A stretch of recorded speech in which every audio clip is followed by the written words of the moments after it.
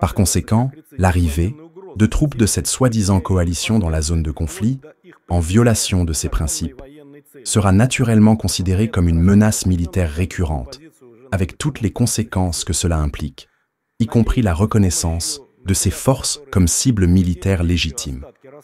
Il est toutefois positif que les États-Unis aient déjà clarifié leur position sur cette question. J'espère qu'avec l'aide des États, qui n'ont pas encore totalement perdu leur bon sens, l'Occident collectif saura contenir les pulsions de certains politiciens européens belliqueux, mais sans cervelle. Sommes-nous à l'aube d'un conflit mondial aux conséquences irréversibles? Dans ce discours explosif, Dmitri Medvedev tire la sonnette d'alarme. Il accuse l'Occident de manipuler le droit international, d'armer l'Ukraine pour provoquer la Russie et met en garde contre une catastrophe planétaire imminente.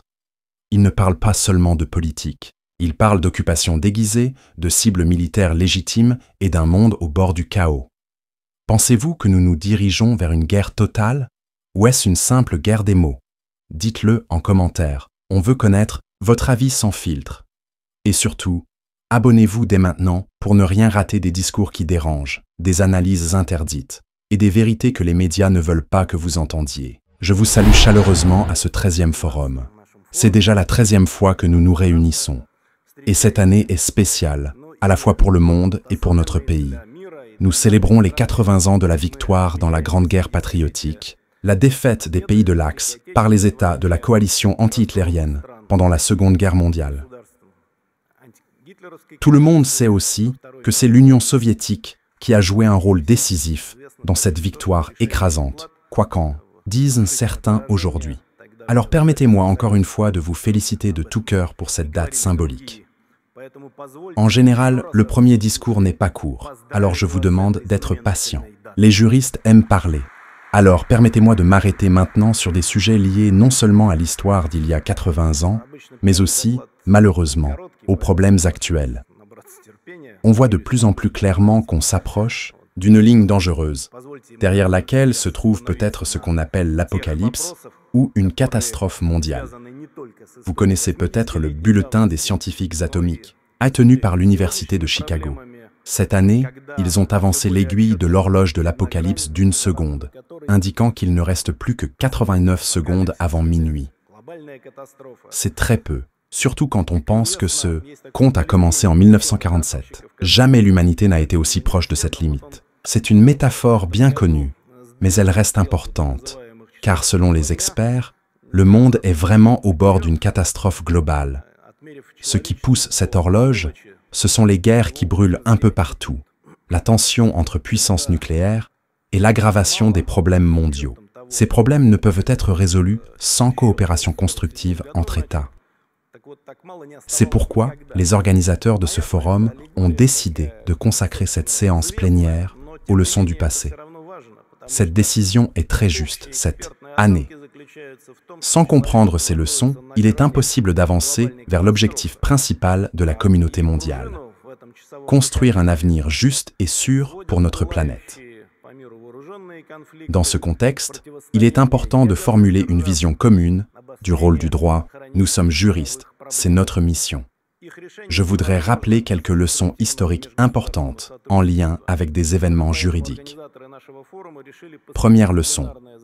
Le droit international est vraiment le seul outil universel pour construire une paix durable. Le droit n'est pas juste un ensemble de règles abstraites, comme le disait déjà Aristote. C'est un instrument qui aide les gens à vivre en paix. Cette affirmation est particulièrement vraie pour le droit international. Son histoire remonte à plusieurs millénaires. Les civilisations anciennes, comme la Mésopotamie ou l'Égypte, anciennes, ont laissé un héritage précieux sous forme d'archives diplomatiques. Il existait même, déjà à l'époque, des sortes d'arbitrages internationaux. L'idée d'Aristote est aussi confirmée par la paix de Westphalie, signée il y a presque 400 ans, qui a empêché l'autodestruction de l'Europe, alors déchirée par des guerres motivées par la religion, le machiavélisme en politique intérieure et le colonialisme à l'extérieur. Sur différents continents, il y avait des guerres longues et sanglantes. Les raisons étaient nombreuses, mais les gens, dans leur nature, ont toujours voulu la paix. Et les États, malgré leurs désaccords, ont appris à négocier entre eux.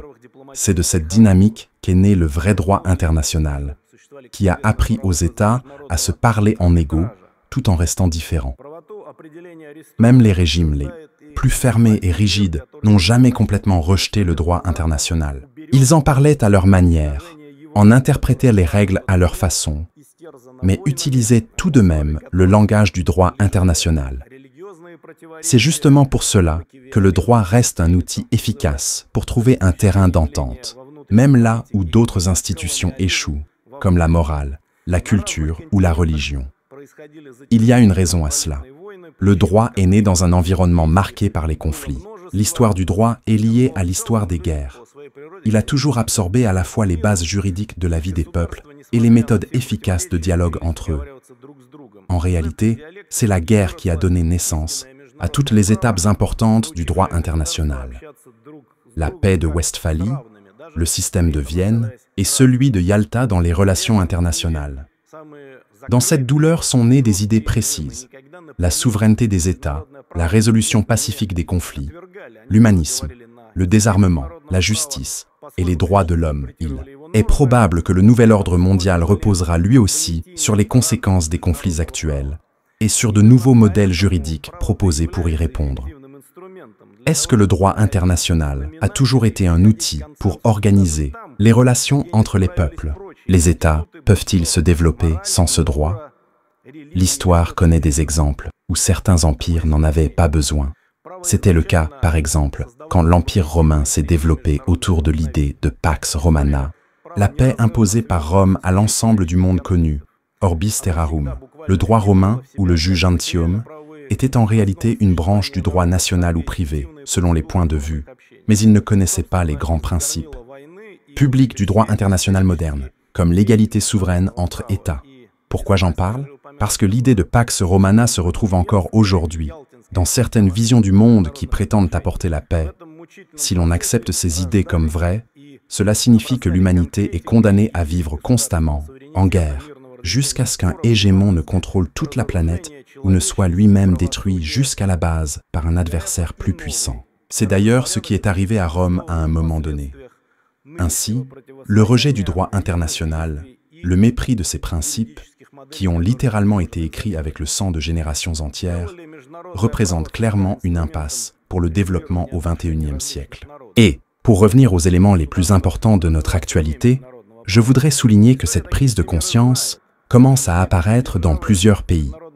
À notre connaissance, c'est aussi le cas de la nouvelle administration des États-Unis, qui en tout cas montre une volonté d'utiliser des moyens politico-diplomatiques pour résoudre les conflits les plus difficiles, notamment le plus complexe, le conflit ukrainien. Mais cela pose aussi une question de fond. La recherche de la paix est-elle compatible avec un modèle de monde unipolaire, tel qu'il s'est constitué à un moment donné autour des États-Unis? Une sorte de Pax Americana? Ce n'est pas une question anodine, car dans d'autres domaines, l'administration actuelle des États-Unis mène une politique de domination très marquée, dans le style de la politique classique. Elle parle, par exemple, du Canada comme d'un 51e État, du Golfe du Mexique comme américain. Il y a aussi des prétentions sur le canal de Panama, sur le Groenland. Les États-Unis ont quitté certaines organisations internationales.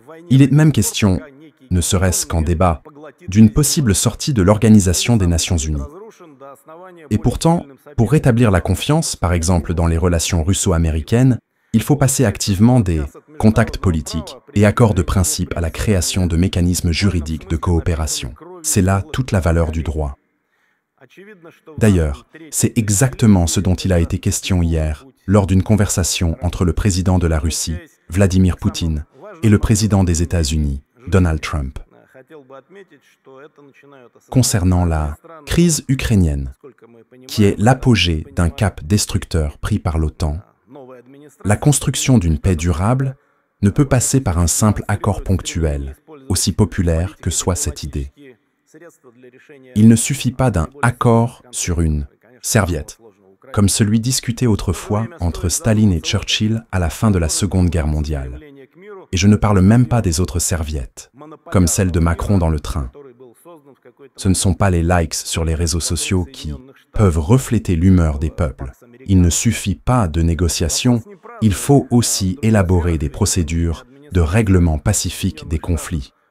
Ces procédures doivent permettre non seulement d'obtenir un cessez-le-feu dans un conflit particulier, ce que la Russie demande constamment, mais de construire une paix durable, idéalement pour des siècles, à l'échelle mondiale. C'est pourquoi nous avons besoin de garanties juridiques internationales à long terme, qui permettent d'éliminer les causes profondes du conflit et d'éviter leur répétition. Et de telles garanties ne peuvent exister que dans les normes du droit. Le droit international a déjà montré à plusieurs reprises qu'il est capable d'assurer cela. Et d'ailleurs, nous n'avons rien d'autre. Dans l'affaire bien connue du Wimbledon, une affaire classique, la Cour permanente de justice internationale avait souligné que le droit de conclure des traités internationaux fait partie de la souveraineté des États. Au XXe siècle, ce sont précisément des accords bilatéraux en matière de contrôle des armements qui ont évité une catastrophe nucléaire et une guerre totale. Cela a été possible à la fois pour les États-Unis et pour l'Union soviétique à l'époque de la guerre froide. Cela doit aussi avoir des effets aujourd'hui. Tant que les États continuent à communiquer dans le langage du droit international, au moins, il reste l'espoir que nous puissions mieux nous comprendre et, à l'avenir, parvenir à une paix durable. Mais je ne cacherai pas que, lorsqu'on parle de l'actuel État nationaliste ukrainien, se posent inévitablement d'autres questions. Avec qui peut-on réellement négocier la paix?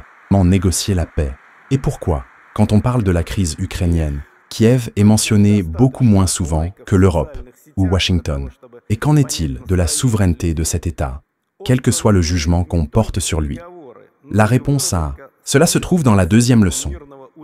On ne peut négocier dans le langage du droit international qu'avec des partenaires égaux et juridiquement capables. Depuis les États anciens, en passant par la paix de Westphalie jusqu'à la Charte des Nations Unies, le droit international a cherché une forme de coexistence pacifique et a sans cesse été ramené à l'idée d'États souverains et égaux. C'est précisément dans ces périodes où les puissances arrivaient à s'équilibrer et à se mettre d'accord sur des règles de coexistence que le monde obtenait, souvent brièvement, hélas, un répit dans les guerres prolongées. D'où une conclusion importante. Il faut négocier avec des États réellement souverains, je souligne, véritablement indépendants, quelle que soit leur taille, leur territoire ou leur population, car la souveraineté ne se mesure pas à cela. Au contraire, tout accord avec un État marionnette est voué à l'échec. C'est pourquoi il est important, d'un point de vue juridique, d'aborder le règlement final du conflit ukrainien. On a souvent dit que, parmi les acteurs principaux du régime ukrainien, il n'y a aucune personne habilitée à conclure un accord de paix. Et c'est un problème majeur. L'article 8 de la Convention de Vienne sur le droit des traités rappelle qu'un acte lié à la conclusion d'un traité réalisé par une personne non habilitée n'a aucune valeur juridique, sauf si l'État le ratifie formellement par la suite. Et l'article 46 déclare nuls les traités conclus en violation flagrante des procédures nationales essentielles. Quant à l'article 47, il invalide tout traité si les autres parties étaient au courant d'une limitation spéciale des pouvoirs du représentant d'un État.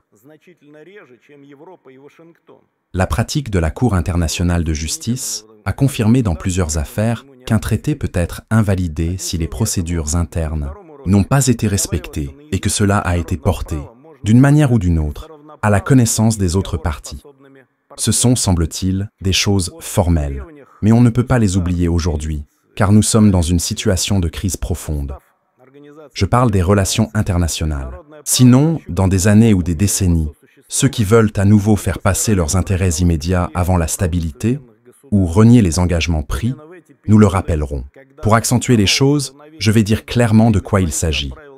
Si l'État ukrainien subsiste dans certaines frontières, les actes commis par les représentants du régime politique actuel pourront être déclarés nuls par les nouvelles autorités. Alors, une nouvelle guerre éclatera. C'est pourquoi nous devons nous en souvenir. Troisième leçon que je voudrais évoquer, une paix durable exige le consentement de tous les États impliqués. Les tentatives de classer les États selon différentes catégories, d'isoler ou de diaboliser des concurrents géopolitiques, et c'est ce que nous voyons dans l'attitude envers notre pays, de rompre le dialogue sous des slogans haineux, c'est le chemin direct vers une nouvelle guerre mondiale. À cet égard, il est significatif que l'ordre juridique international ait toujours montré sa plus grande stabilité, précisément aux périodes où il a été établi avec la participation active de tous les États, y compris du nôtre. À l'inverse, les tentatives de prendre des décisions sans tenir compte de l'opinion des autres pays et sans leur participation, par exemple la Russie, puisque nous sommes ici réunis, n'ont fait que conduire à une perte d'autorité du droit international et à une intensification des tensions internationales. Cela s'est manifesté de façon particulièrement claire lors de la création du système viennois des relations internationales. Puisque nous parlons de leçons et du passé, je veux rappeler qu'il a été marqué par la victoire de la Russie sur Napoléon, qui avait auparavant parcouru triomphalement toute l'Europe. L'échec militaire de la France s'est soldé par sa capitulation en 1814 et par des traités de paix avec la Russie et les pays de la coalition. Mais ce n'est pas seulement le fait de la victoire dans cette guerre patriotique qui est important. Il faut noter que la France a alors conservé sa place dans le concert européen des nations. Au début, selon un traité distinct de Fontainebleau, le titre d'empereur a même été conservé pour le belliciste Napoléon. Mais, en violant ce traité, il en a payé le prix et a été capturé. La France, dans ce cas, a été placée sous administration extérieure, levée seulement après des réformes étatiques. C'est pour cela que je le rappelle. Il y a matière à réflexion, y compris en lien avec un certain petit Bonaparte dégénéré, aujourd'hui venu d'Europe, depuis l'Ukraine. Sur le plan juridique, il est important que la victoire de la Russie sur Napoléon ait alors offert au monde un schéma juridique efficace de sortie de guerre, la convocation d'une conférence internationale, la fixation par paquets dans des traités des nouvelles conditions de vie sur un large éventail de questions, et la garantie de leur application par le maintien d'un équilibre général des forces en Europe. Bien sûr, cela n'a pas fait de la Terre un paradis, mais cela a tout de même offert un certain répit. La Russie était déjà alors un moteur du début de l'humanisme et du règlement pacifique des conflits en droit international.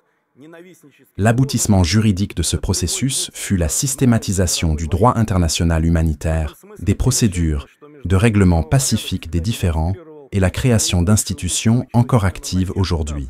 La Cour permanente d'arbitrage, issue des conférences de La Haye de 1899 et 1907. Soit dit en passant, la première fut convoquée à l'initiative de la Russie et la seconde à l'initiative des États-Unis. Cependant, la Première Guerre mondiale, comme on le sait, a relégué le système viennois aux oubliettes, sans la participation de la Russie, plongée alors dans le chaos révolutionnaire, aggravé par une intervention étrangère.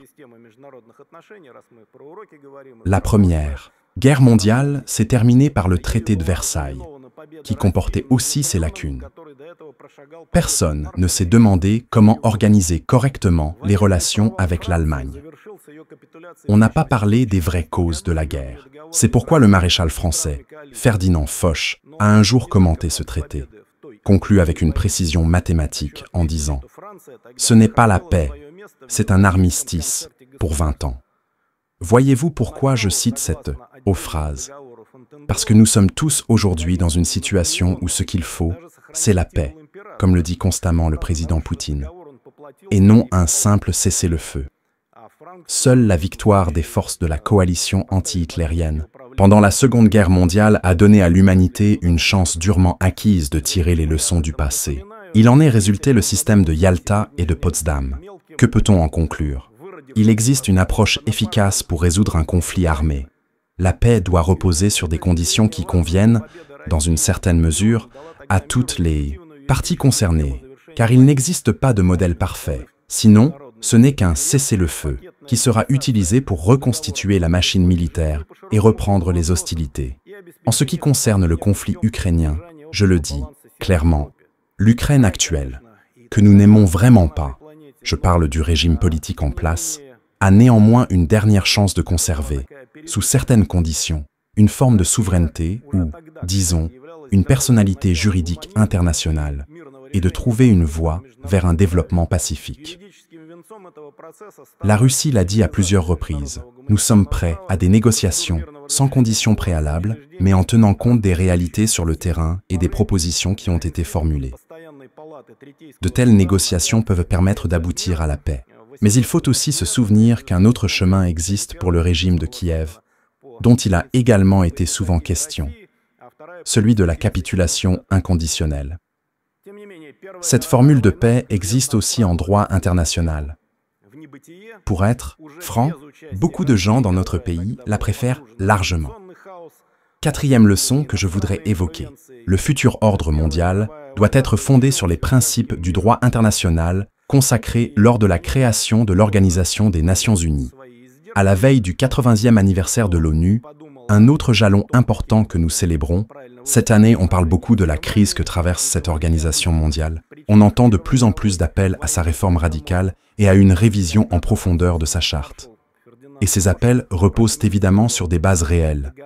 L'ONU a connu des crises durant la guerre froide, mais elle conservait alors une grande autorité.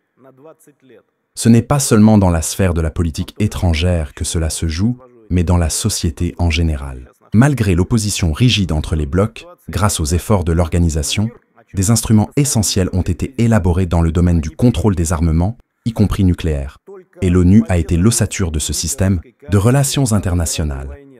Aujourd'hui, cependant, l'organisation est perçue par beaucoup comme un simple club de discussion sans grande importance. L'une des raisons principales est l'inertie et l'engagement politique du leadership des Nations Unies, au-dessus duquel flotte de manière invisible le drapeau des pays du bloc occidental. Ce n'est un secret pour personne, et cette dépendance se retourne contre l'organisation elle-même. Le plus grand donateur des Nations Unies reste les États-Unis. Jusqu'à récemment, il finançait 22% de son budget et 25% de celui des opérations de maintien de la paix. Or, selon les déclarations actuelles de la direction du siège, Washington doit à l'organisation 155 millions de dollars pour les paiements réguliers et 1,2 milliard pour les opérations de maintien de la paix. Et, à en juger par les déclarations récentes des autorités américaines, il ne compte pas régler cette dette pour l'instant. Il en résulte donc une perspective inquiétante. Réduction drastique du personnel du secrétariat, optimisation des mandats et fonctions, transfert des services logistiques et techniques de New York vers des régions moins coûteuses. Quémander avec déférence des fonds à la Maison-Blanche pour continuer à exister, voilà le prix de décennies de décisions peu clairvoyantes de l'ONU dans ce domaine. D'ailleurs, nous avions mis en garde contre cela dès la création de l'organisation. Dans ce contexte, il est crucial de libérer l'ONU de la domination de certaines positions imposées par les pays occidentaux et de rétablir son mandat opérationnel sur la base de ses principes fondamentaux, en s'appuyant sur les expériences du passé, y compris les missions qui ont permis de mettre fin à des guerres civiles et de restaurer des États importants. Citons par exemple la reconstruction de l'État guatémaltèque après une guerre de 36 ans, le dépassement des conséquences du régime des Khmers rouges au Cambodge, ou encore la stabilisation du Timor oriental, de la Côte d'Ivoire et du Burundi. C'est pourquoi on attend aujourd'hui du secrétaire général de l'ONU qu'il fasse preuve d'initiative dans l'exécution de ses obligations de médiateur, qu'il fasse preuve de courage personnel à l'image de ses prédécesseurs tels que Dag Hammarskjöld, U Thant et d'autres personnalités bien connues. Il est important de se rappeler que les pères fondateurs de l'ONU voulaient avant tout que cette organisation assume ses responsabilités. Son rôle ne doit pas se réduire à une simple tribune de discussion. Une telle mission ne saurait justifier l'existence d'une structure aussi gigantesque, avec un budget annuel avoisinant les 4 milliards de dollars. En même temps, il faut reconnaître honnêtement que le système fondé sur l'expérience vieille de 80 ans est loin d'être capable de détecter et de répondre à temps à toutes les formes d'hostilité, guerres hybrides, révolutions colorées, propagation, de la haine entre les peuples. À cet égard, l'ONU a indéniablement besoin d'une modernisation. C'est dans ce contexte qu'intervient le 5e enseignement. On ne peut pas s'arrêter dans le processus de dépassement des contradictions et des lacunes juridiques. Je sais que le forum prévoit des sessions dédiées au développement de l'ONU. Voici quelques pistes de réflexion. 1. Il faut adapter les principaux organes de l'ONU aux réalités d'un monde multipolaire. L'un des sujets bien connus concerne le déséquilibre au sein du Conseil de sécurité, qui penche en faveur du bloc occidental. Cela renforce l'idée d'un élargissement du Conseil au profit des pays d'Asie, d'Afrique et d'Amérique latine. Cette idée mérite une étude sérieuse et approfondie. Une autre tâche cruciale, la lutte contre les pratiques néocoloniales contemporaines. Cette idée a retrouvé une nouvelle dynamique grâce à la résolution adoptée l'an dernier par l'Assemblée générale sur ce sujet, préparée par le Groupe des Amis en défense de la Charte de l'ONU, sous l'impulsion de notre pays. Un non. Parallèle, il faut aussi prêter attention au problème du secrétariat de l'ONU, qui oublie parfois ses fonctions statutaires, tandis que les pays occidentaux cherchent obstinément à monopoliser leur influence au sein de l'organisation, notamment en augmentant leur présence dans l'appareil, en s'attribuant les postes clés et prestigieux. Il en résulte une bureaucratie internationale agissant sous l'étiquette de l'ONU, mais au service d'intérêts propres aux néo-métropoles, imposant des récits qui leur sont favorables. Cette situation doit également changer. Il est urgent de perfectionner l'ONU dans un autre domaine, la codification et le développement progressif des normes du droit international.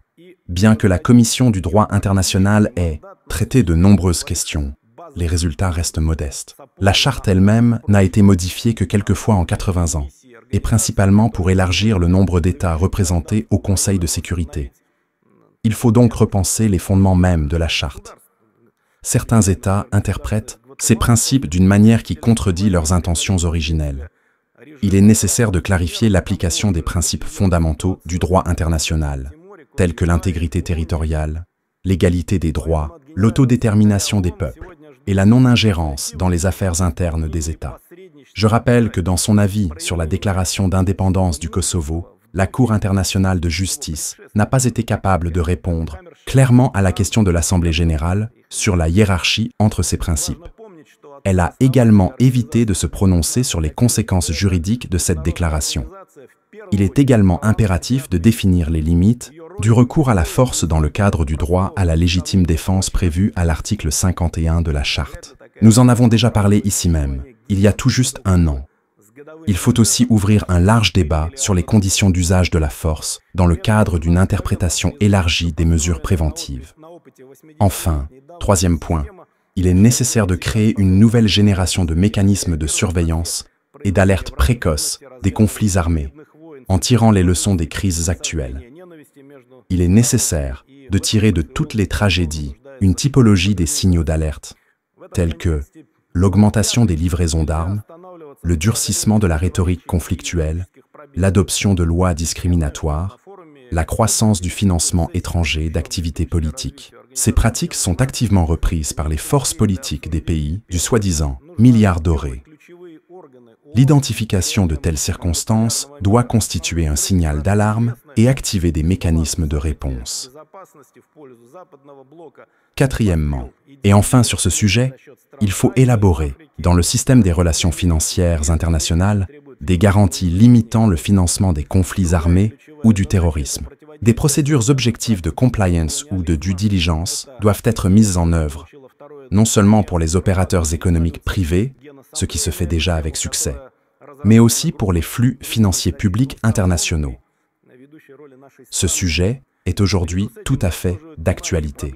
Nous sommes profondément préoccupés par l'implication de fait de la Banque mondiale et du Fonds monétaire international dans le financement du conflit armé en Ukraine. Ces structures ont accordé d'importants versements à l'Ukraine juste avant et pendant le conflit. Au total, la dette de ce pays envers ces institutions dépasse 40 milliards de dollars. Je souligne, il ne s'agit pas d'un financement bilatéral par des États, mais d'un financement par des organisations internationales, dans un cadre qui ne relève absolument pas de leur mandat. De telles dépenses contredisent directement les objectifs de ces institutions en tant qu'organisation internationale, puisqu'elles équivalent de facto à un financement de la guerre. D'autres bailleurs de fonds financiers agissent de la même manière, y compris l'Union européenne, à qui l'article 41 du traité sur l'Union européenne interdit formellement de financer des opérations militaires. Des fonds sont également alloués à ces fins par certains États du bloc occidental. Rien de nouveau ici. Toutes ces actions nécessitent donc une évaluation détaillée par les organes compétents de chaque État, par la communauté internationale, ainsi que par les structures de l'ONU, y compris la Cour internationale de justice. Et même si nous avons beaucoup de reproches à formuler à l'égard de cette Cour, ce que nous avons d'ailleurs dit à de nombreuses reprises, Je tiens tout de même à souligner que, même sous une pression occidentale sans précédent, concernant l'Ukraine, la Cour montre qu'elle est capable d'écouter aussi la position du reste du monde, pas seulement celle du milliard doré, y compris la Russie. D'où un sixième enseignement fondamental. Le droit international peut et doit garantir un ordre mondial dans lequel les auteurs d'actes illégaux assument une responsabilité réelle. Comme on le sait, le droit international n'a pas de verticalité du pouvoir. Il n'existe pas d'appareil supranational de coercition. La responsabilité pour les actes internationalement illicites, les réparations pour les violations des droits de l'homme, ce ne sont pas de simples déclarations, mais des éléments bien présents dans la pratique mondiale. Cela existe, mais aujourd'hui, cet arsenal juridique est mis à l'épreuve. Il est confronté au double standard, à une corruption flagrante, à une politisation venant de ceux qui se présentent comme les défenseurs de la vérité. C'est pourquoi je dirai encore quelques mots sur la Cour pénale internationale. Beaucoup a déjà été dit sur ce sujet. J'ai moi-même pris la parole, y compris dans des publications. Mais je souhaite ici, à l'heure où les critiques envers la CPI deviennent de plus en plus fortes, lui reconnaître un mérite indéniable, par l'absurde. L'exemple de la Cour de La Haye illustre de manière exemplaire et minutieuse comment il ne faut surtout pas organiser la justice internationale. C'est un échec total. Les auteurs du statut de Rome n'ont pas réussi à l'intégrer pleinement dans l'ordre juridique international contemporain.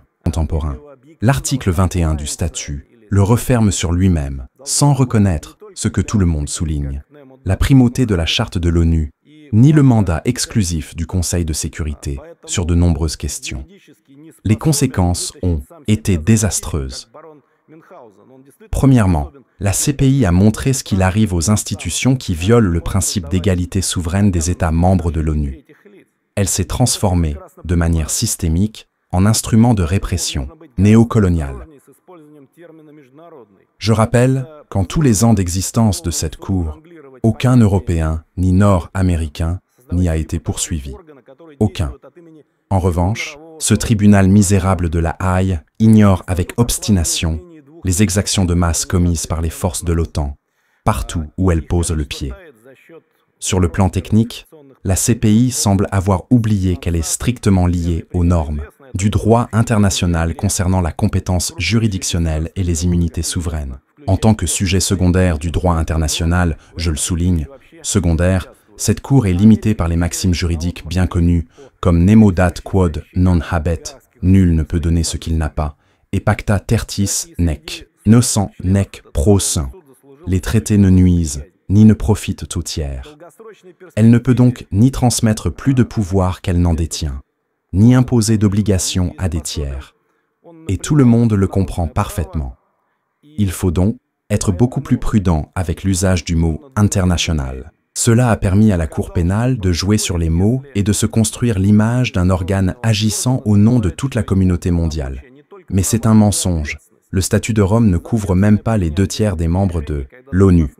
Et ce nombre diminue à cause des gels de ratification, des retraits de signature, des dénonciations. Des exemples récents, bien connus. Le Burundi, les Philippines, la Hongrie. Les plus grands États du monde, y compris 3 membres permanents du Conseil de sécurité, ne participent absolument pas à ce tribunal. Et les États-Unis vont même jusqu'à gifler les juges de La Haye à coups de sanctions. Même parmi ses propres membres, cette Cour pénale a suscité une méfiance durable. À long terme, cet organe est inapte à remplir ses fonctions. Il a bafoué le droit international. Nous devons donc penser à l'avenir. La CPI a démontré ce qui arrive lorsqu'un fonctionnaire d'une organisation internationale oublie que ses pouvoirs ne sont pas seulement des droits, mais aussi des responsabilités. La prise de décision irresponsable, où les titulaires de postes se reposent sur leur statut et leurs privilèges, est devenue le fil conducteur de la pratique judiciaire récente de cette instance. Le statut ne contient pas de mécanismes efficaces permettant de les tenir responsables, mais dans l'ensemble, nous pouvons contribuer, en utilisant notre propre système judiciaire, à engager la responsabilité personnelle des représentants de la Cour pénale internationale qui ont commis des atteintes systématiques à la paix et à la sécurité internationale. En fin de compte, dans les activités de la Cour pénale internationale, il ne reste rien d'international, rien de pénal, et rien de judiciaire. Que dire alors des différentes assemblées improvisées ces dernières années dans le seul but de mener une guerre hybride à grande échelle contre notre pays? Je rappelle qu'à La Haye, les visiteurs sont encore accueillis par un portrait grandeur nature de Nicolas II, un buste de Fyodor Martens, et qu'à l'entrée est exposé un volume ouvert de Guerre et paix de Léon Tolstoï. Mais les bâtisseurs de ce bâtiment seraient aujourd'hui horrifiés par leurs nouveaux voisins. Hélas, il faut rappeler à certains diplômés précipités des facultés de droit européennes qu'il n'y a eu qu'un seul tribunal international et véritablement efficace, réussi et complet dans l'histoire. Le tribunal de Nuremberg, créé grâce au rôle déterminant de l'Union soviétique. Il est important de noter que ce tribunal ne disposait pas de fonction d'enquête ou de collecte de preuves, ce qu'on oublie souvent. Ces jugements reposaient sur des concepts juridiques formulés par des juristes soviétiques et sur des preuves réunies par les autorités étatiques. Le travail essentiel fut mené par la Commission d'État extraordinaire soviétique pour établir et enquêter sur les crimes des envahisseurs fascistes allemands, leurs complices et les dommages qu'ils ont causés. J'ai déjà parlé récemment de Nuremberg, mais je veux le redire ici, devant cet auditoire respecté. En réalité, il a agi de façon ciblée. Ces jugements ont concerné 12 chefs du régime nazi et 142 autres personnes jugées dans le cadre des petits procès. Dans le même temps, les tribunaux soviétiques ont condamné environ 14 000 criminels de guerre, des dizaines, des centaines de fois plus que les tribunaux des alliés occidentaux, je le souligne. Les décisions édulcorées de ces derniers ont permis à de nombreux nazis de mener une vie prospère et longue, d'occuper des postes élevés dans les structures de l'OTAN et de l'UE, et de profiter d'une vieillesse paisible. Récemment encore, ils recevaient même des applaudissements au Parlement canadien. Ce n'est donc pas aux pays occidentaux de nous donner des leçons de justice internationale. Contrairement à divers simulacres, comme celui que je viens de décrire, la justice internationale doit être implacable, tirer sa force non pas d'abstraction, mais du terrain, des gens qui voient et ressentent de leurs propres yeux les tragédies des crises internationales. C'est pourquoi la première chose à faire est un refus juridique catégorique de coopérer avec des pseudo-tribunaux divers, tribunaux d'exception et leurs parrains. Nous avons déjà des bases dans ce domaine et j'appelle les organes de justice des pays amis à y prêter attention. Deuxièmement, la poursuite pénale transfrontalière de tous les complices des règlements politiques répressifs menés par des instances multilatérales. Troisièmement, et je le répète ici, la création d'organes et de plateformes alternatifs fondés sur les principes du dialogue juridictionnel égalitaire. Si les pays d'Afrique, d'Asie et d'Amérique latine ont vraiment besoin de tribunaux internationaux, pourquoi devons-nous tous vivre dans cet appartement étouffant qu'est la Cour pénale internationale? Il faut construire quelque chose à nous. On peut commencer par un projet clair pour tous, un registre des dommages coloniaux, documentant méticuleusement ce que les colonisateurs ont fait pendant plus de 500 ans, en s'appropriant les richesses nationales et le patrimoine culturel de divers pays. C'est un sujet inépuisable pour des procédures internationales. Il est difficile même d'estimer rapidement l'ampleur réelle de la dette des Européens, qui pendant des siècles ont vécu dans l'abondance grâce aux ressources de l'Afrique, de l'Asie et de l'Amérique latine. Tous ces préjudices peuvent être évalués et servir de base à une future procédure anticoloniale. Il existe des exemples en ce sens, mais ce ne sont pour l'instant que des gouttes d'eau dans l'océan. Mesdames et messieurs, chers collègues, je n'ai évoqué ici que quelques leçons tirées de notre histoire commune.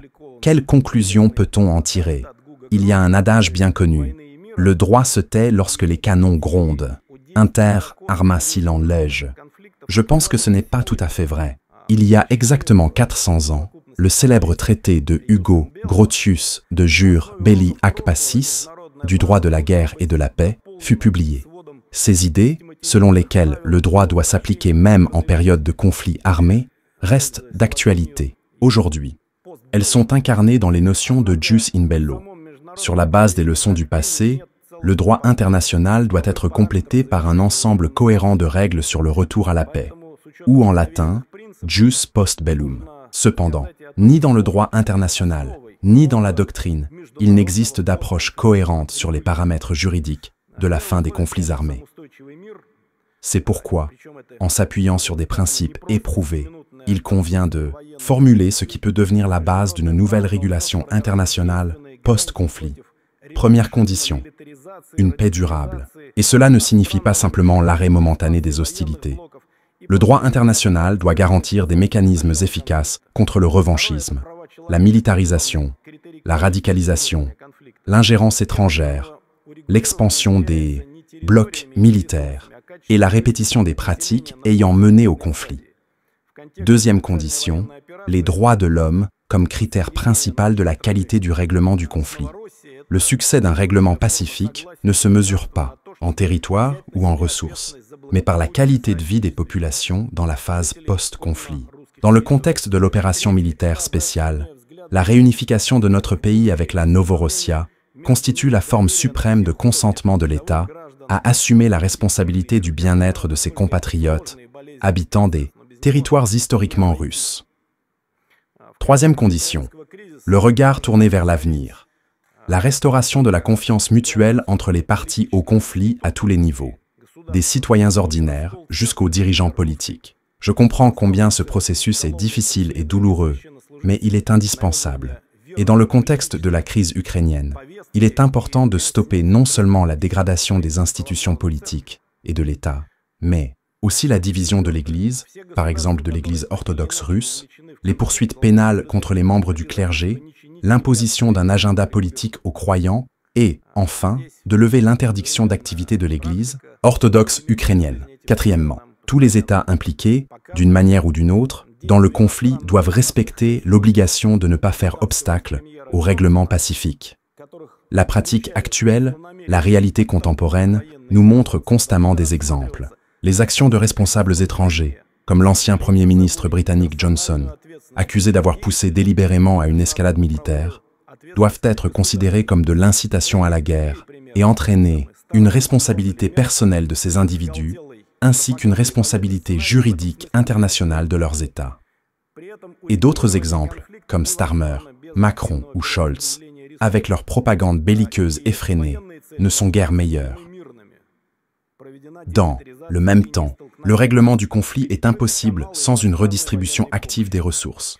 Les objectifs militaires doivent être remplacés par des objectifs pacifiques. Il faut procéder à une démilitarisation de la ligne de front, couper les canaux d'aide militaire étrangère. C'est sous cet angle qu'on peut comprendre les véritables objectifs des auteurs de diverses initiatives, comme celle de la soi-disant coalition des volontaires, prônant l'envoi de prétendues forces de maintien de la paix en Ukraine. Derrière, les beaux discours se cachent, la volonté d'expansion, l'intention d'établir un régime d'occupation sur le territoire ukrainien restant, et à terme, d'entraîner toutes les parties dans un nouveau conflit militaire de bien plus grande ampleur, pouvant devenir mondial et aux conséquences fatales. Je rappelle que le mandat de maintien de la paix et de la sécurité est traditionnellement associé au Conseil de sécurité de l'ONU. Il existe des principes clairs qui exigent le consentement des parties au conflit, l'impartialité de la mission, y compris de son contingent militaire, et l'interdiction du recours à la force armée, sauf en cas de légitime défense. Ces conditions excluent toute présence de forces armées en Ukraine de la part des pays qui ont envoyé de l'argent, des armes, des mercenaires et qui ont clairement pris parti dans la guerre hybride contre la Russie. Par conséquent, l'arrivée de troupes de cette soi-disant coalition dans la zone de conflit, en violation de ces principes, sera naturellement considérée comme une menace militaire récurrente, avec toutes les conséquences que cela implique, y compris la reconnaissance de ces forces comme cibles militaires légitimes. Il est toutefois positif que les États-Unis aient déjà clarifié leur position sur cette question. J'espère qu'avec l'aide des États, qui n'ont pas encore totalement perdu leur bon sens, l'Occident collectif saura contenir les pulsions de certains politiciens européens belliqueux, mais sans cervelle. Pour conclure, quelques mots sur un point important. Aucun conflit ne peut être véritablement résolu sans le droit. Seul le droit peut donner forme aux accords de paix, désigner les États ayant pris des engagements juridiques internationaux. Et c'est le droit qui doit façonner les décisions de politique extérieure et intérieure nécessaires au rétablissement de la paix, pas seulement sur le papier, mais sur le terrain, dans les villes, les villages, les foyers, dans les familles, dans les cœurs, pour que les gens se souviennent enfin des véritables valeurs. J'ai déjà mentionné ce nom aujourd'hui, mais je le répète. Fyodor Fyodorovitch Martens, élève et professeur de l'Université de Saint-Pétersbourg, éminent juriste, russe et internationaliste, dont nous célébrons cette année le 180e anniversaire, écrivait « La loi fondamentale de toute l'histoire du droit international est celle du développement progressif des relations internationales. Et son expression la plus immédiate est un seul principe, présent dans toute l'histoire des peuples, le respect de la personne humaine. » Nous exprimons notre reconnaissance à ceux qui conservent leur raison et leur foi dans le droit international, car celui-ci n'a pas perdu sa force. Malgré toutes les crises et les conflits, les accords internationaux fonctionnent, les lois s'appliquent, et le monde ne sombre pas dans le chaos total ou la confrontation généralisée. C'est pourquoi nous avons tous ensemble le pouvoir de contribuer à la renaissance et au renforcement de l'ensemble du système juridique international mondial. Ce processus ne peut être arrêté ni inversé. Merci de votre attention, chers collègues. Le discours de Dmitri Medvedev se distingue par un ton offensif, une densité rhétorique et une volonté claire de redéfinir les rapports de force au niveau international. Mais au-delà des attaques frontales, il trace aussi les contours d'un monde post-occidental où le droit international ne serait plus l'apanage d'un camp unique. Dès les premières minutes, il s'en prend frontalement à la Cour pénale internationale, qu'il qualifie sans détour d'organe discrédité, devenu un outil de manipulation géopolitique. Ce rejet catégorique de la CPI repose sur un constat largement partagé dans certaines régions du monde. L'institution semble incapable de juger les puissants de ce monde, notamment les dirigeants occidentaux, alors qu'elle poursuit activement ceux des pays du Sud ou leurs alliés. Il soulève ici une critique que même certains juristes occidentaux osent formuler, celle d'un deux poids, deux mesures permanent. En cela, son argument ne se limite pas à une posture défensive russe, il s'inscrit dans un ressentiment plus global à l'égard d'un système international perçu comme inégalitaire. Cette dénonciation de l'hypocrisie occidentale se prolonge lorsqu'il évoque les figures politiques telles que Boris Johnson, Emmanuel Macron ou Keir Starmer. Il les accuse non seulement d'alimenter la guerre, mais de la désirer au nom d'intérêts stratégiques. L'accusation est grave. Elle revient à dire que certaines démocraties libérales, au lieu de promouvoir la paix, choisissent volontairement la prolongation des conflits pour affaiblir leurs adversaires. Bien sûr, cette thèse peut sembler extrême, mais elle soulève une interrogation légitime. Dans quelle mesure les puissances occidentales ont-elles réellement intérêt à une résolution rapide de la guerre en Ukraine? L'analyse de leurs décisions, notamment l'armement massif de Kiev sans stratégie politique de sortie de crise, donne du poids à cette hypothèse. Plus loin, il aborde un point souvent occulté dans les analyses médiatiques. La question, ayant du religieux, en particulier la persécution présumée du clergé orthodoxe en Ukraine. Ce passage, moins médiatisé mais très symbolique, révèle une dimension plus identitaire du conflit. Au-delà de la géopolitique, il y aurait une volonté de déconstruction culturelle. Ici, Medvedev touche une corde sensible, celle de la continuité civilisationnelle. L'accusation de vouloir briser l'Église est destinée à souligner que le conflit ne serait pas simplement territorial ou stratégique, mais existentiel. L'un des moments les plus percutants du discours concerne l'avertissement contre l'envoi de troupes étrangères en Ukraine, sous couverture de forces de maintien de la paix. Il y dénonce ce qu'il considère comme une manœuvre déguisée pour installer un régime d'occupation à Kiev. Ce passage constitue un tournant dans le discours. Il ne s'agit plus seulement de dénoncer, mais de prévenir. L'entrée de telles forces serait perçue, dit-il, comme une menace militaire directe, et donc une cible légitime. C'est ici que le discours prend une dimension stratégique et potentiellement explosive. En clair, il place une ligne rouge, et la franchir pourrait selon lui déclencher une escalade aux conséquences globales. Mais malgré la tension, il esquisse aussi une vision de sortie de crise. À ses yeux, celle-ci passe par un rééquilibrage du droit international, fondé non plus sur la domination occidentale, mais sur la reconnaissance de la souveraineté réelle des États. C'est dans cette optique qu'il appelle à la création d'un nouvel ordre juridique mondial, reposant sur une multipolarité assumée. Ce projet peut apparaître utopique ou cynique, selon le point de vue. Mais il révèle surtout une volonté de rupture avec l'architecture construite après 1945, jugée aujourd'hui obsolète par de nombreux États non occidentaux. Enfin, dans sa conclusion, il tente de transcender la rhétorique belliqueuse pour rappeler un principe simple mais fondamental. Aucun règlement durable ne peut être atteint sans justice. Il cite un juriste russe du XIXe siècle pour souligner que le respect de la dignité humaine est la base ultime du droit international. Cette référence historique sert ici à légitimer son propos.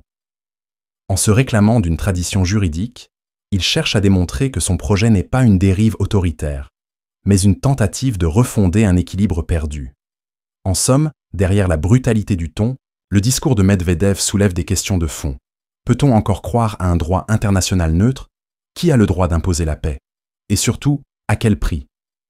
Sans nécessairement adhérer à toutes ces thèses, force est de constater que certaines de ces critiques résonnent avec les fractures actuelles de l'ordre mondial. Son intervention ne vise pas seulement à défendre la position russe, mais à inscrire le conflit ukrainien dans une bataille plus large pour la redéfinition des normes internationales. Une bataille idéologique, juridique et potentiellement